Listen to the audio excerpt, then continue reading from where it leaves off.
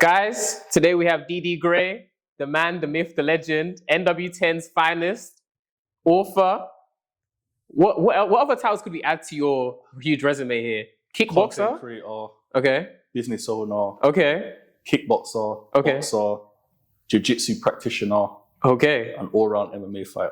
Hey, the list goes on and on. Guys, I just want to say, bro is really tall. If you see him in person, bro is really tall. I don't know, maybe his TikTok videos make him look very short, but he is very tall. But we're going to start with your book. Of course. NW10. Let's start on why NW10. Why did you choose to write this book? I feel like in terms of street stories, I wanted to create something that was genuine.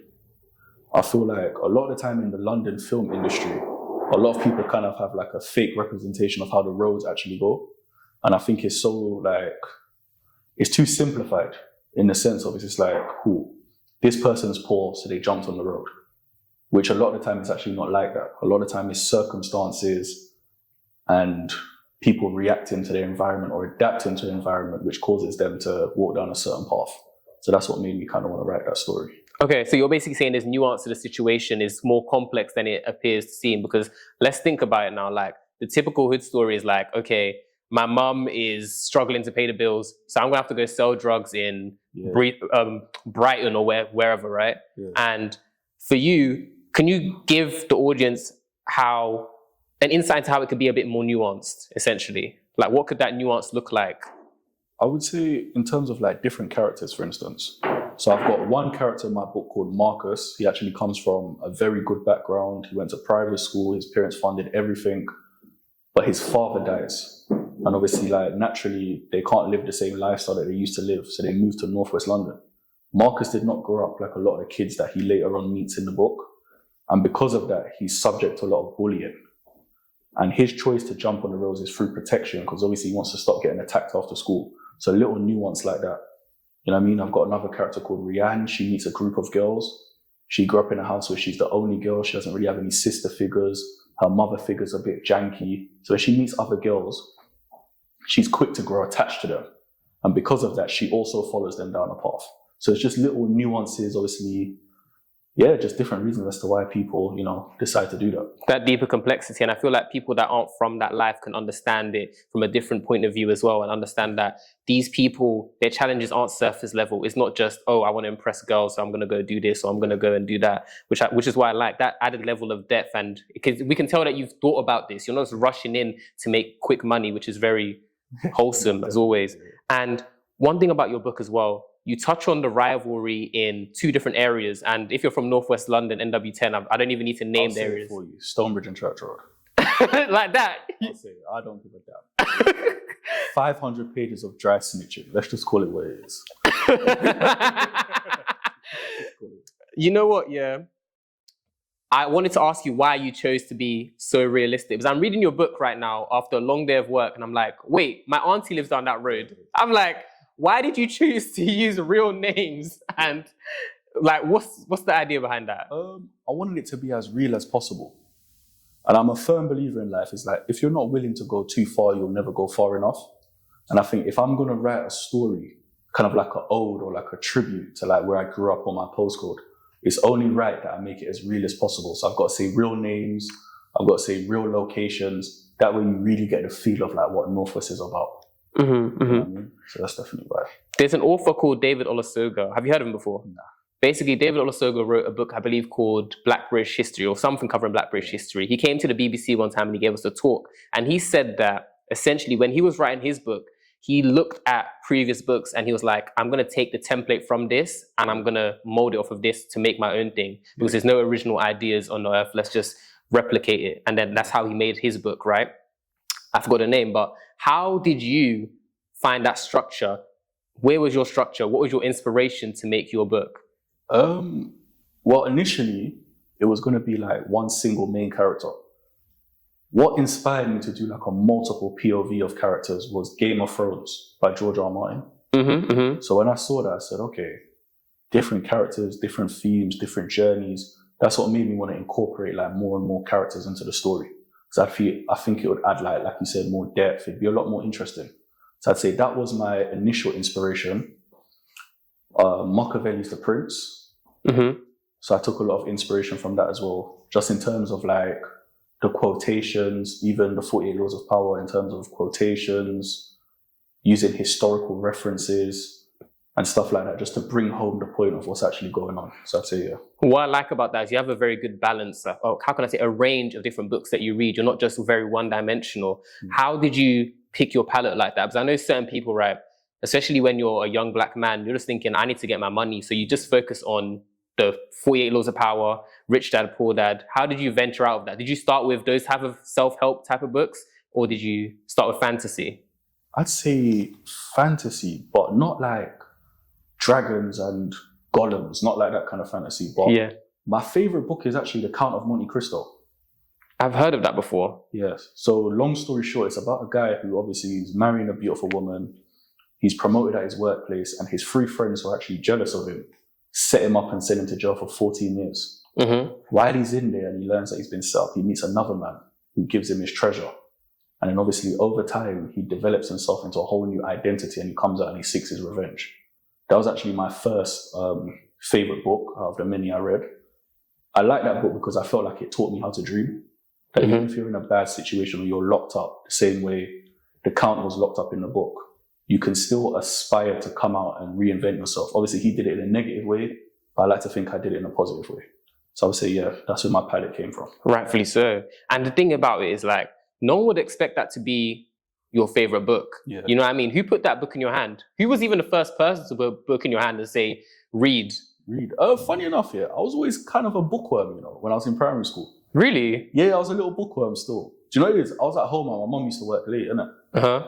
So I was bored, I didn't really have much to do. And see, because I used to get through my games quickly, like just clock the game. Yeah. One day I just saw a book, I said, I ain't got nothing to do, man, let me just read. And as I'm reading, I said, like, this is interesting. And then I just kept going from there. Okay. So that interest kind of came. So. You know what? Yeah, because obviously I'm from Northwest London as well. Like, you strike me as the person in school that was just like the kid that was very fast. Like, you were like you'd beat anyone in a race, bro. Yeah, like, you know what I mean? So to hear that you were picking up books as well just shows your range. I broke my school record. You see what I mean? Yeah, definitely. Yeah. You see what I mean? In my time, yeah. Do you know what I mean? So like, I feel like the message here as well for me that I'm taking from this is like, it's okay to be a black boy that does various different 100%, things. 100%. I think as well, a lot of people think it's a strength, but it's actually a weakness, yeah? You got a lot of young black boys, especially in Northwest. I can talk about Northwest because that's where I'm from. Yeah. They think being ignorant, being angry, not being into reading books, not being into education is actually a strength. But a lot of the time it's an insecurity, because why would you not want to better yourself? And it's like, what a lot of people don't understand is, Brent is a small borough. So it's just like, where you think you're the king of is a very small world. Your throne is actually very small.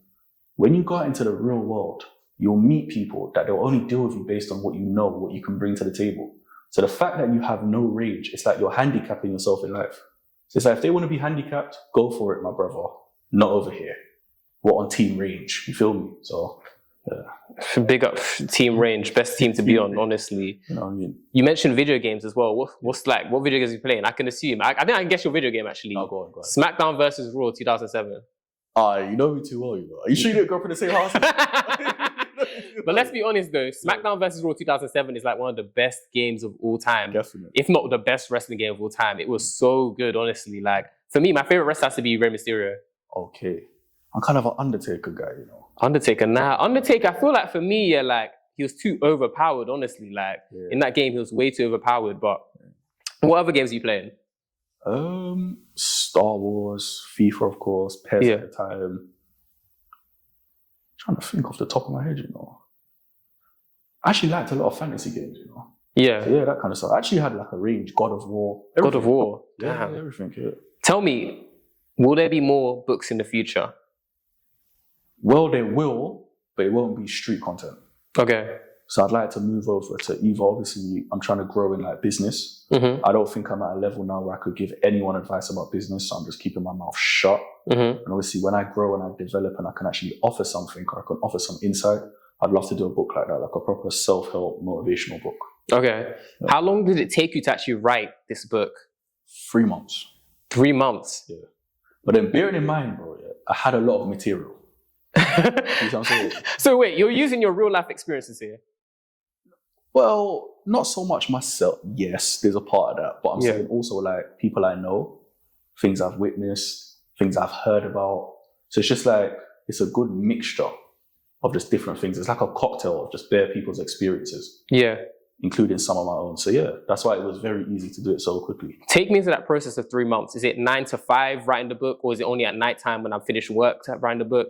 Only at nighttime. Okay. Yeah, so I'll come home, don't want to go sleep yet, because I used to have bad sleeping problems. If you look at my early videos here, my bags under my eyes look like sleeping bags. Yeah. Like I was a vampire, like no rest, yeah. Yeah. And I'll just come home, mash it out quickly, write, delete, write. And then obviously in the summer, I had a lot more free time because I left like my old work. And rather than just go out drinking and partying like what I used to do, I just decided to just dedicate myself to that book. And of course, like, you don't regret it, do you? Not at all, because I created something. Mm-hmm. You know what I mean? Like there was a million parties before me, there'll be a million after me. At least I can say I wrote something in my lifetime. So I like that, because, you know, like, we're at that age now where we're struggling with all the temptation. Recess land, DLT motors come in. We're thinking to ourselves, like, do I lock in, or, you know, maybe just unlock a little bit and just do the recess thing as well. So I think that's a very good message to push forward, honestly. Earliest childhood memory? Ooh, climbing trees. In Northwest? Yeah, I love climbing trees. Okay, not like run-outs or anything like that? Knock down ginger? That too, but for some reason climbing trees stands out to me. I don't know. And you mentioned earlier on about how like people can be like the king of their particular area and they can't see past that, right? Were you surprised when you left your area and you found out people weren't calling it knock down ginger? Funny you say that, you just jogged my memory, you know. I remember the first time I encountered people from South London, I thought these guys are a different species. Yeah. Like everything we call stuff, they called it in reverse. Yeah. They call it knock door run. Yeah. They do. I feel like the transition from Northwest London to South London is so unique. Mental, yeah. And the thing is, they think that Northwest London is part of North London. So can you clear this up for everyone? Like, do you know what? It's a difficult one because technically it is. I'm going to tell you why I'm saying that. Yeah? Northwest is literally north of West London. Okay. So it's technically West London, but you're going north of it. Okay. So I would say it is North London, but it is West London. It's just both. Like, it's in the middle. But wouldn't you say it has its own character? Like, there's nowhere in London like Northwest London. 100%. Northwest, yeah, it's just a place of its own. Mm-hmm. Do you know what I mean? Like, it can't be replicated. You see how everyone has a fingerprint, yeah? Yeah. You can copy someone's fingerprint and put it in the system. Mm-hmm. Or take someone's blood sample and someone else has the same blood sample. Northwest has its own fingerprint and its own blood sample. Exactly. It can't be compared to North London. It like, just can't. When I go to North London, it's not giving the same vibes during summertime, honestly. 100%. I don't know what it is. But early childhood, good childhood, climbing trees, Northwest London, had fun. When did this street element come in, would you say? I would say my street education began in year 6. But what I mean by that, and I do this to him on every video I do this year. Yeah. And he's gonna laugh. But I gotta say, shout out to G1. Man. This man corrupted me. I'm gonna tell you why. Because I lived a very sheltered childhood in primary school, innit? Mm-hmm. So my mum used to pick me up and drop me to go to school. You're one of those kids. Yes, I never used to see outside. Like I don't know what outside. He was one of those. Yeah, just sheltered. Do you understand? And obviously, year 6, our classes got mixed, innit? Obviously, me and him was talking. He's like, "Yo, like, where do you live?" So I said, "I live there." He's like, "What? That's around the corner from man, you know." I was like, "Is it?" He's like, "How come I never see you?" I was like, "Oh, my mum drops me home." And he's like, "What? You're a big man and your mum drops you home." You see after that? Drawn out. I said, "What?" So the next day I felt like being rebellious, innit? So I didn't wait for my mum. I went home with him. My mum was pissed. But you see, after that, she kind of let me go home by myself, innit? So as me and him used to go home, we used to get into our own little adventures, walking around, going around, seeing stuff. So that's when I'm becoming more open to my environment, where I was ignorant before. Yeah. When I come in year 7, I would say that's when it flipped. So I would say I grew up in the era where people think gang culture now is popular. I grew up in a time where if you look at the old school music videos, there's 40 man in one video. Yep. Like gang culture was immense. Like, I'm talking, you couldn't walk nowhere without seeing 20 people on the corner. Mm-hmm. Like that. So when I come in year 7, you've got all these kids that maybe their older brothers involved, their cousins involved, none of them kind of people. And they're talking about, I rep this gang, I rep that gang, come to school with red bandanas, whatever, innit? Mm-hmm. So obviously I got into my little issues, whatever. But I learned that I kind of got to adapt to my environment because I don't like being a victim. I'm prideful. So let's say I get into it with someone. Me and this person have a fight. He's going to turn around and say, I'm calling my boys. I'm calling my big brother. He has a gang. I don't have a gang. Yeah. So I'm on a disadvantage. Yeah. So then that's when slowly but surely, even when it came to like seeing these guys that have got money, cars, girls, whatever, these little factors is kind of what made me realize, you know what? I want a taste of that. Yeah. And then it slowly kind of went into that store. Let's just talk about that. Like Northwest London back in the day, it had gang culture in. I don't think the younger people today don't understand how big gang culture was back in the day. Crazy back then. You'd walk out. I used to live in an estate called John Bock House, right? Yeah, I know that. I know that. You know, next to Ramswood Park. If you're from Northwest London, you know, right? You would walk and you would just see like 20 men just chilling on the block. Like at any time, it was wild. It was more active. Crazy times. Yeah. But these days, I think kids are more. I don't know if they're making TikToks inside, they're playing games, but I don't see kids outside like that anymore. We were outside every single day playing football, do you know what I mean? And to speak to like gang culture as well, like I'll never forget, there was this game called Small Worlds back in the day, right? We used to play it. And one time I basically got someone to send me all their items, tricked them basically, and send me all their items, right? And then the next thing I know, their older brother popped up outside school at like 3:10, sharp, and he went to Copeland, Punctual, which is, he's punctual, and he G-checked me. I promise you, that day, I transferred everything that evening, do you know what I mean? But obviously, he was involved from Church Road and whatnot, so, but I say that to say, I feel like the kids these days don't understand. I feel like London was worse back then, is what I'm saying. Listen, bro, like, obviously, you know, because you lived during that time, guys was getting killed in barbershops, normal. Yep. I don't think people understand that when I say bodies was dropping. So it's like, when people sit and say, it's so bad now, it's like, no, it's not bad. It's on social media. Yeah. And people from like middle class England or upper class England that had no idea what was going on, they can see things now. And because they can see things now, they've blown it out of proportion. Yep. Do you know what I mean? We're talking about a time where you didn't have ANPR and tracking devices. You didn't have the gadgets or the technology they have now to catch people.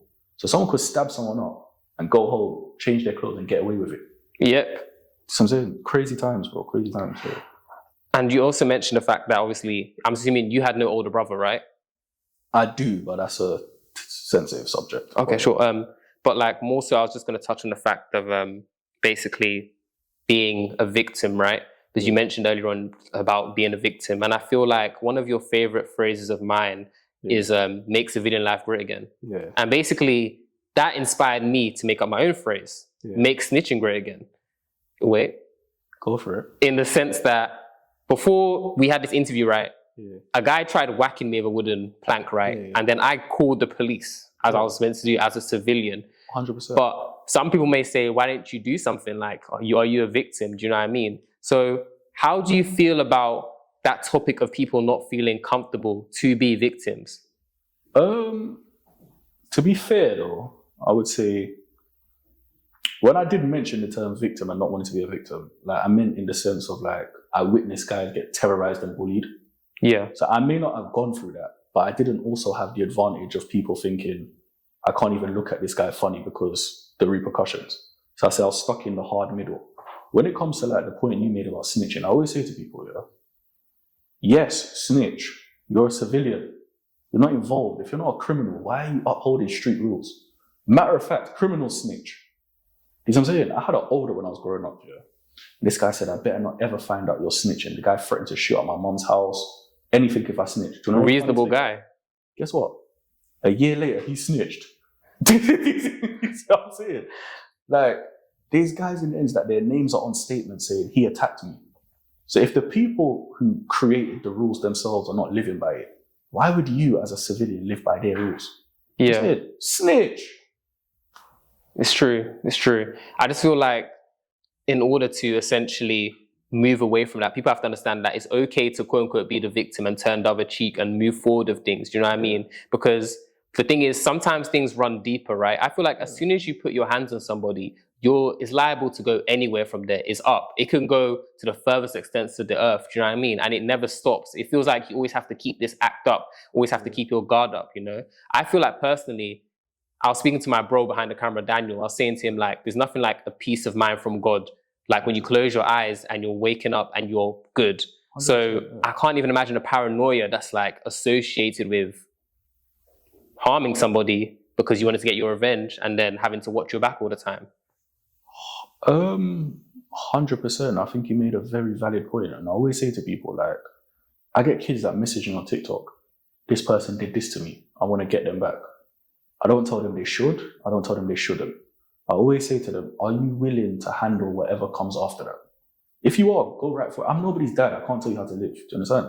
But same speed, it's just like, when you have to look over your shoulder, when you have to take Ubers everywhere, when you have to rush what you're eating in the shop and then dash out, when you have to wait till you get home to post on Insta or Snapchat, when you live like that and you're all right with living like that, go ahead. But sometimes, in my opinion, about what you said, there's nothing wrong with walking away.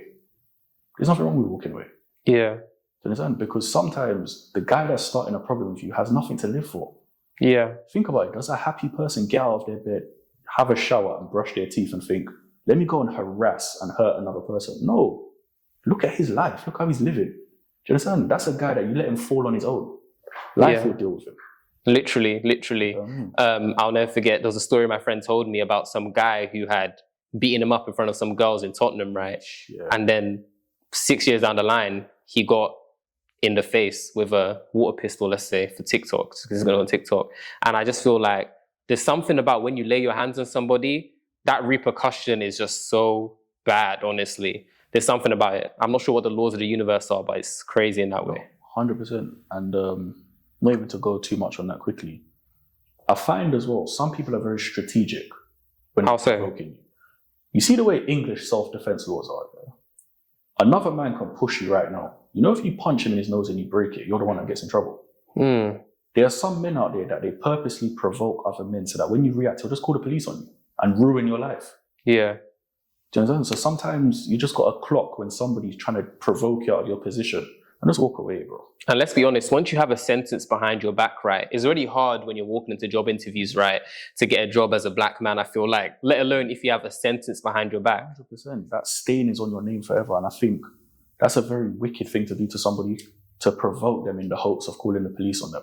Do you know what I mean? So that means I'm actively trying to ruin your life. So people like that, like I said, life will deal with you. Exactly. It's very true.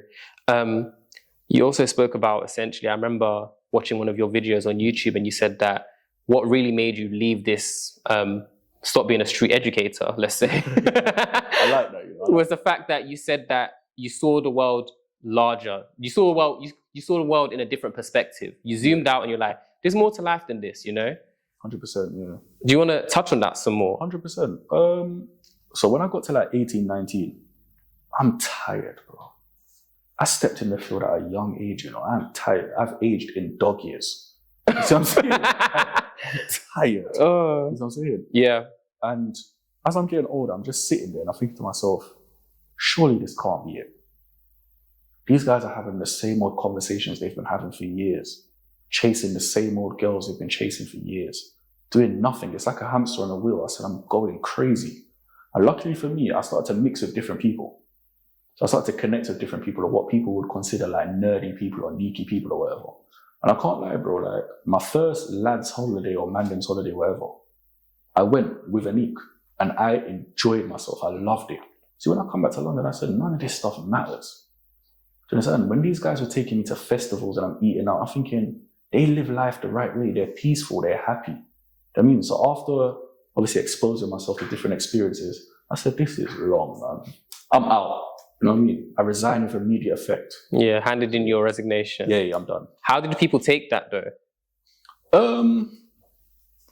I couldn't care less. A lot of people, obviously, they made comments or whatever. But it's just like I said, I couldn't care less.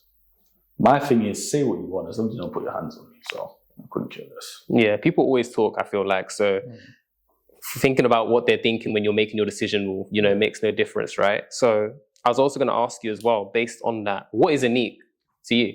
Like, to use the term neek, so just so like the viewers can understand what you meant in that context, because you said, that was a mad statement, right? I went on holiday with a neek. That's what I'm saying. And it's funny, you know, and I'm glad you actually said that, because when I made that statement just now, I didn't realize it, but I actually snapped back into my old mindset.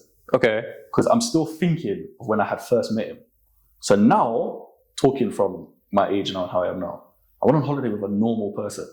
You see, at the time, obviously, like, a person that doesn't engage in crime, obviously, like, very well-spoken guy, put his head down. I don't think the guy ever had a fist fight in his life. Yeah. Just a cool, calm guy, like, just pleasant, innit? Like, when he dies, he's going to heaven. Like, that kind of person. Guaranteed. No spots, no blemishes on his CV. He's not getting through clearing. He's going in. Yo, clearing through heaven is crazy, by the way. so it's like that. Oh, that's hilarious. But that's a beautiful point, though. And I wanted to ask you, basically, because one thing about your book, right, it is very descriptive. Yeah. But for me, who's gone to law school and I read academically, I just read to get to the point and understand stuff. It was like, I have to snap back into my childhood mindset when I was reading Roald Dahl and things. Yeah. You describe everything. Do you think your travels around the world have helped with your description in your 100%. book? 100%. I feel like you can't really describe something if you don't go in detail. Like, for instance, I've never been to the Maldives, and someone could say the Maldives was beautiful. But what made it beautiful? You need to tell me what the water was like, what the beach was like, what the skies was like, what the trees was like. If you can describe it to me like that, obviously we live in a social media era, so you can just show me pictures. But now I know, okay, this is a place I want to go to. Okay. Do you understand that? And I think the main point of a book is someone can get lost in that kind of world. So the reason I'm so descriptive is I want people to get lost in what's happening. Yeah, you know? Because I want to give people how can I say this, a taste of what the book is like, right? Yeah. We can say that, for example, there's I'm wearing a black hat. You'd be like, the light glimmered off of his black hat in you know what I mean? Like, you're very descriptive. So I have to give you a props on that, honestly. I've never seen, well, I have seen it before, but it's just like, it was refreshing after so many years in law school, reading something for the fun of it, which was really good. I appreciate that. I was going to ask you as well, right? When it comes to, how can I say this, TV series, what are you watching? Ooh, that's a good one, you know. I love a thriller. Okay. I do love a thriller. The other day I watched Adolescence. That was good. Okay. Why did you like Adolescence? You know, I like Adolescence. I think it shines a light on the problem that we have in like society. What is that? Like incel culture, bro. Okay. For instance, like, it wasn't around like when I was growing up here. And out of nowhere, I'll meet a guy who'll start saying, women only date up. They don't date down. I was thinking, what is this guy talking about? You know how obviously, like you mentioned, I'm tall and whatnot. Yeah. There's a guy I used to train with, and he called me a giga chad. I said, what the hell's a giga chad, bro? What does that even mean? You know what I'm saying? He said, CEOs are only likely to be 6 foot and above. I said, but it was scary to me because he was just reciting facts and making up all these made up statistics. And it kind of sounded like he hated women. Yeah. Do you understand? Don't be wrong, yeah. Women can be little so-and-so sometimes, but to hate them is just like, it's pointless. Do you understand? Like, you should be above that. Yeah. And I think that's the problem with incel culture. It's like you hate someone because they're not giving you what you want. It's a sport brat, basically. Yeah. I feel like as well, people can have bad experiences and still be able to move on. For example, there was a time where a girl invited me into her room at university, right? Yeah. And I walk in expecting, just to have a great time, of course. Go to that water park, whatever's going on there, right? And I walk in, and it's one of those rooms you can't see who's in there until you're in the room. I walk in, there's like some 6 foot guy and he's G-checking me. Ooh. So I'd been set up essentially, and the guy just told me to sit down, had to sit down. That was a mad experience, a terrible experience. And things like that can scar you. So that's the type of pain that certain men are dealing with, I feel like. But I don't think that's a good thing. So I want to tie that into your street educator past. You've mentioned in your YouTube video, without spoiling it, that you went through a similar situation where someone, set you up essentially. Yeah. How do you move past that? Because I feel like there's a lot of hurt men that aren't moving past and dealing with their feelings, Yeah, 100%. And I'm actually glad you said that because I didn't move past that for years. Yeah. And I think mainly the reason I didn't move past that for years is because I put my trust into someone. And to have them learn me somewhere, knowing what was going to happen to me, that was just like a knife in the heart, bro. And the reason I didn't get over it for years is because, what helped me get over it essentially, I was robbing myself of experiences. And what I mean by that is like, cool. You know how earlier I said I met normal people? I was very like, I pushed them away at first.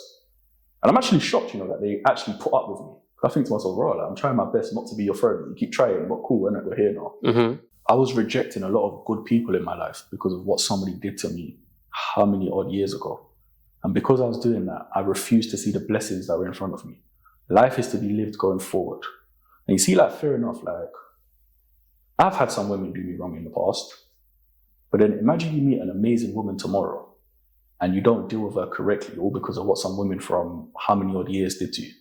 You're just robbing yourself of a very good blessing and experience. So I would say that's how you move past it. Okay. See what's in front of you. Look at what's in front of you. Yeah. So like, would you say like that affected, because you mentioned, without going into too much details, like, so were you the guy that wasn't holding your girl's hand essentially, based on things that were like, you take a long time to defrost, you know? Because I just want to paint the picture for the viewers, like, so basically it is hard to move past these things. It doesn't just happen automatically. You forget about everything that happened in the past. Yeah, I see what you mean.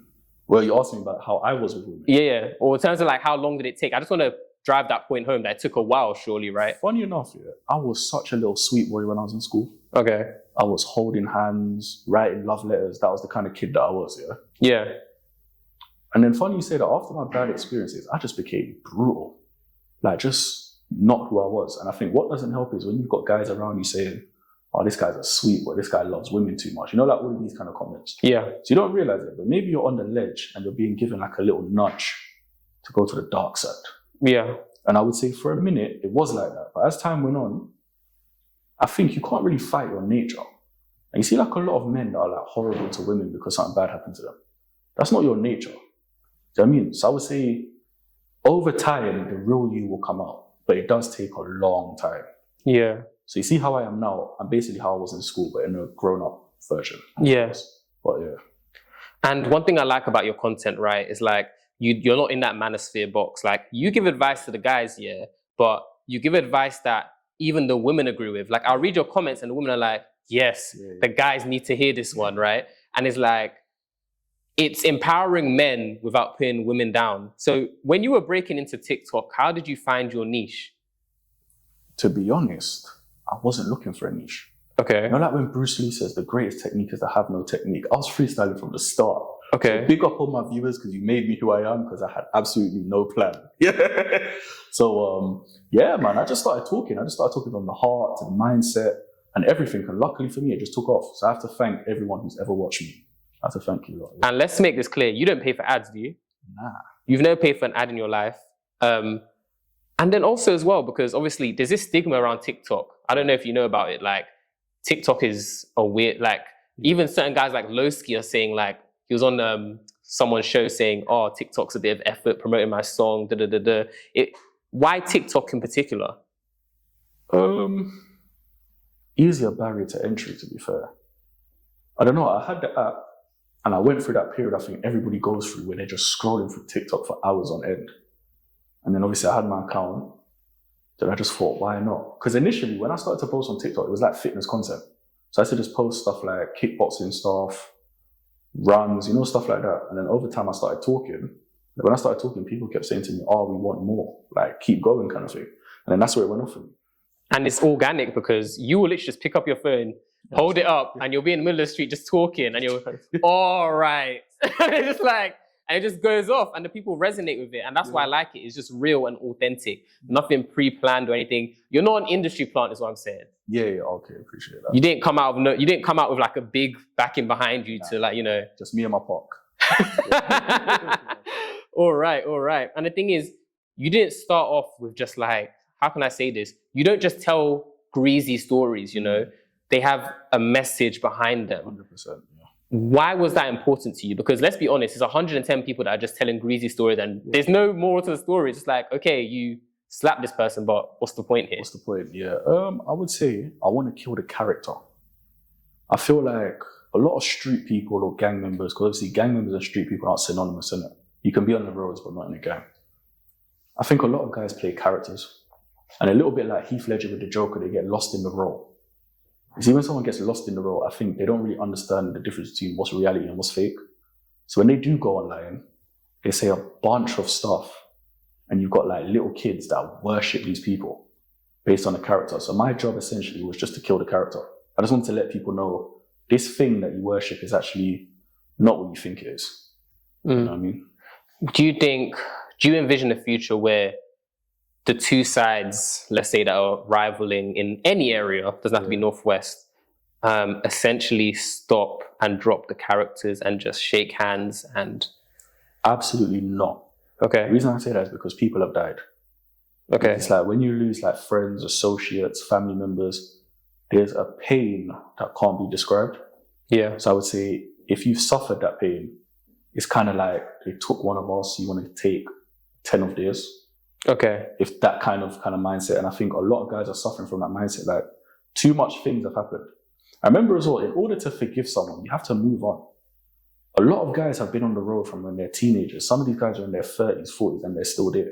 They haven't moved on. So it's like, because they haven't reached the next stage of life, yeah, they're a little bit like, you know when a soldier comes back from war? Yeah. And he's in his garden, yeah, still playing dress up. He's digging trenches in his garden. Yeah. So mentally to him, the war isn't over. And a lot of these guys are like that. They haven't moved on. So they're just stuck there. So they'll never shake hands.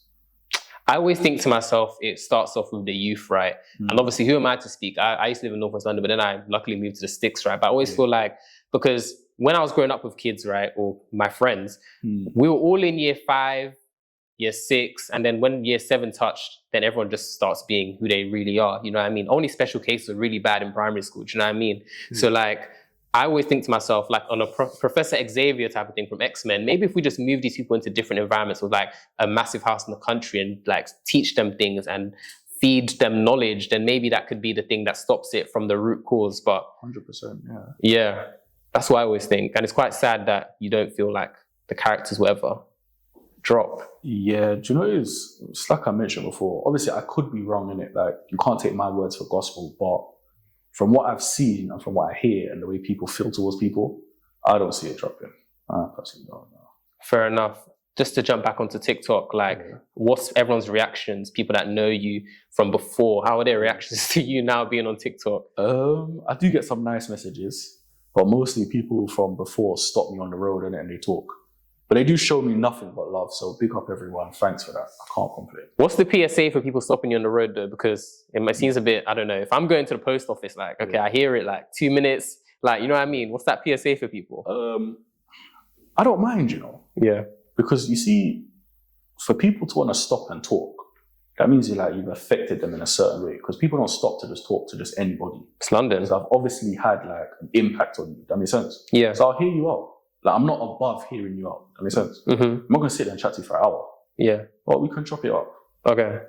I just want to make sure, because you know how it gets sometimes, people want to be... Yeah, it gets very weird. I had a guy tapped my shoulder when he was behind. I was so paranoid, I jumped like that. What do you mean? Wait, what?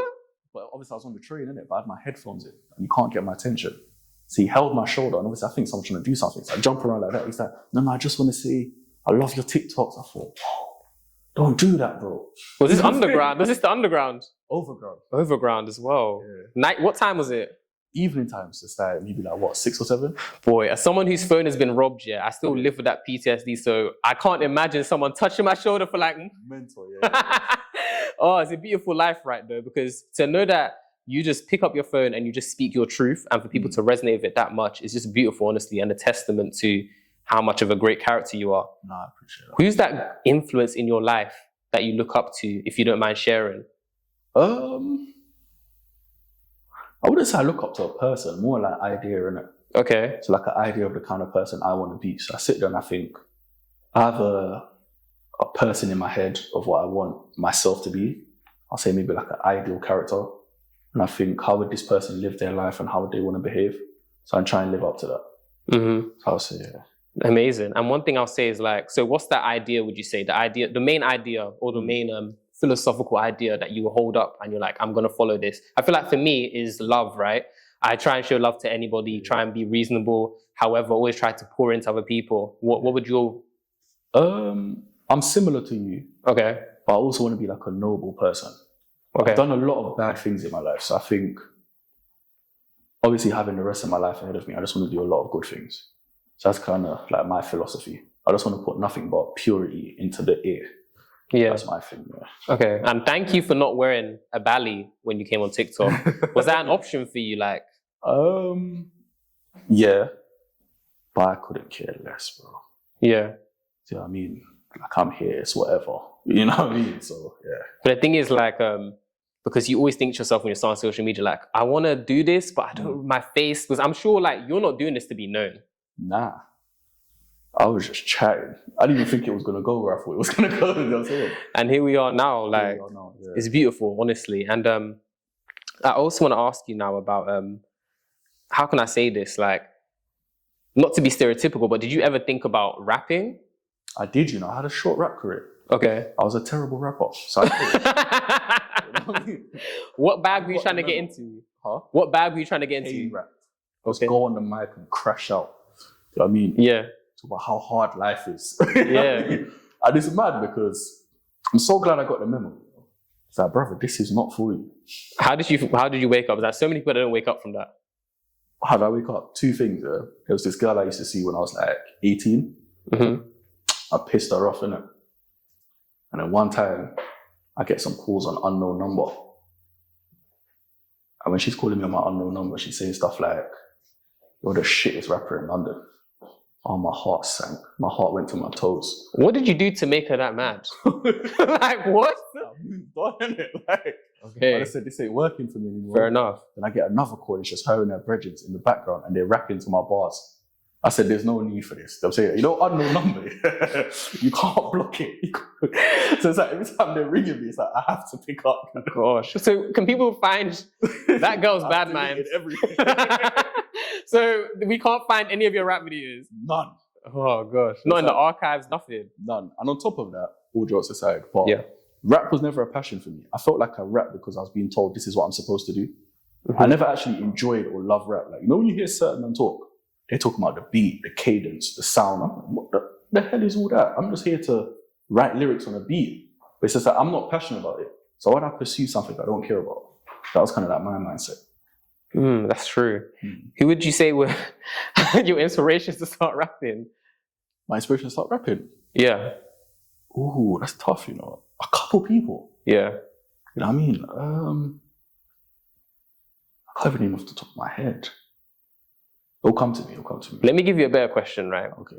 Who do you think is the best rapper in Northwest London? Of all time? Of all time? Oh my God. This guy. Okay. Of all time. Ooh. I'll give it to Scraps. You give it to Scraps? I'll give it to Scraps. Boom. Nah, Scraps is hard. But K. Cole comes a very close second. I'll say almost number one.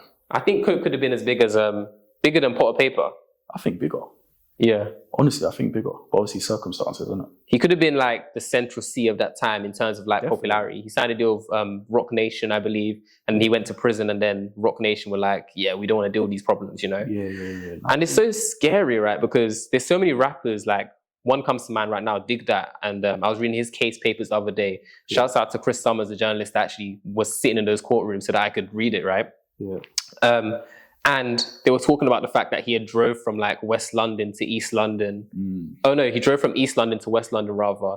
And on the way there, he got a flat tire and he called a tire company. And I was like, wait, like calling the tire company when you're going to go and do what you're going to do. Madness, isn't it? Yeah. And it's kind of sad how people trick themselves out of their position and they lose it all, because that's like the meal ticket right there, the golden ticket. Everyone wanted to be a rapper back in the day. 100%. Do you know what I mean? And it's kind of sad because this is why I'm a big, and even a firm believer in to see the bigger picture.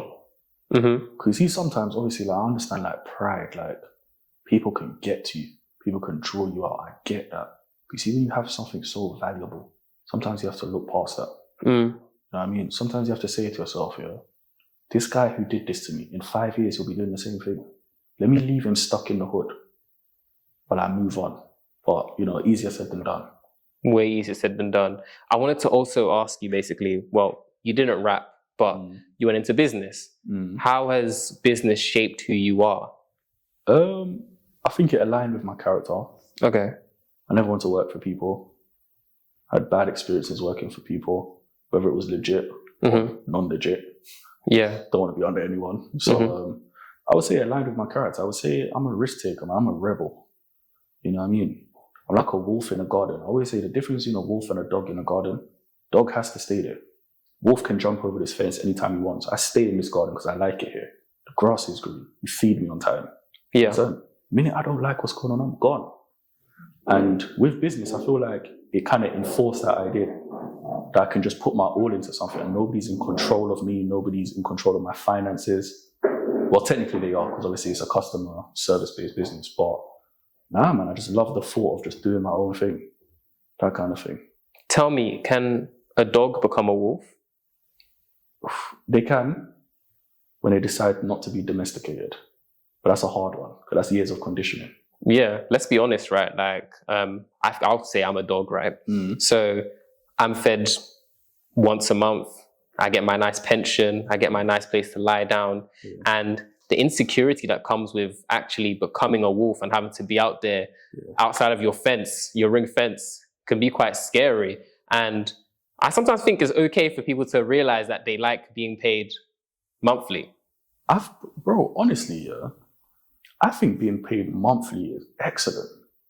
I always say that to people. Like, you see that when women say stuff like they want to date a gang member or a 9-to-5 or an entrepreneur, all of these things, I say, why?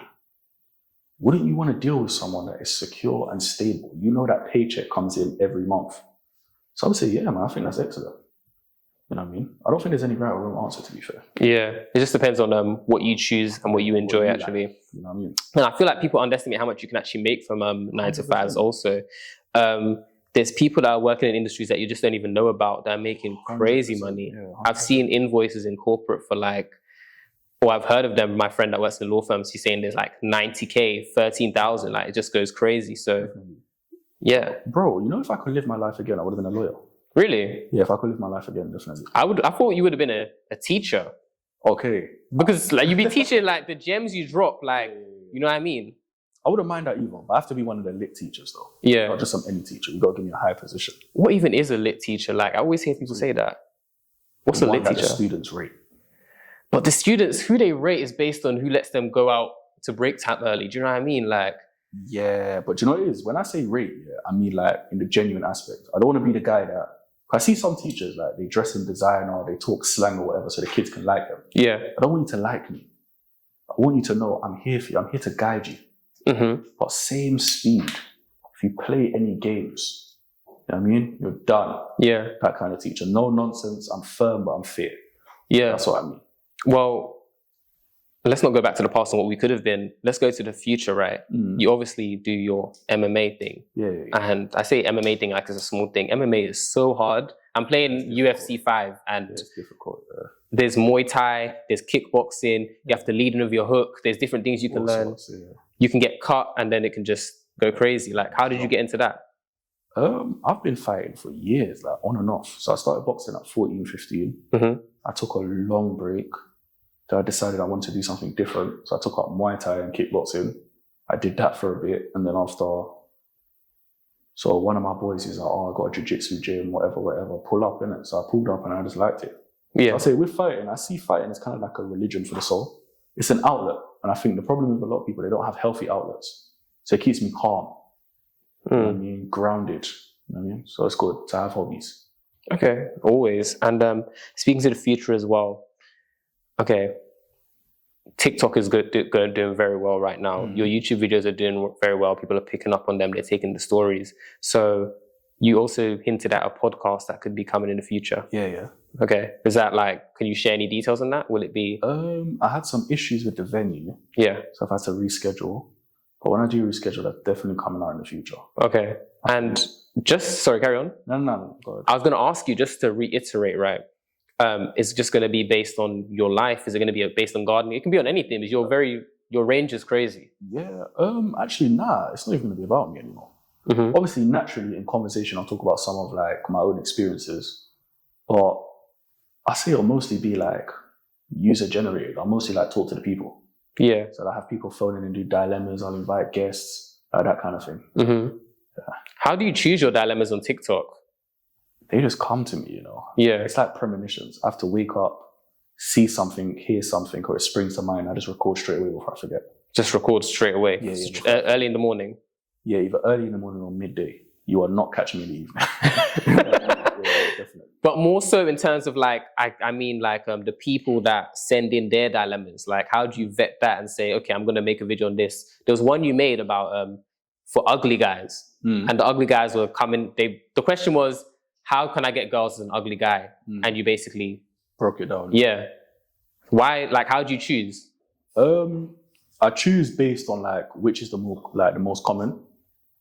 So you see, like in maths, I haven't been in school in time, but it's like the mode number, isn't it? Like the most popular number. Okay. I choose it like that. So it's just like, if a bunch of people come in my DMs and they ask me to do a video on something, and I see maybe 5 people have asked for a video that's similar, I'll say I'm going for that video.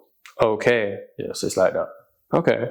Well, I hope people send in more dilemmas. I do actually enjoy watching those dilemma ones, honestly. It's good to hear like a reasonable perspective, honestly. And I also wanted to ask you, right, about the future.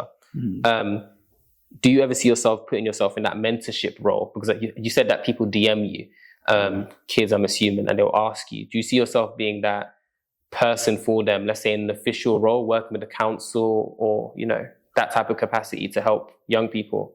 Honestly, I don't see it, but I wouldn't mind it.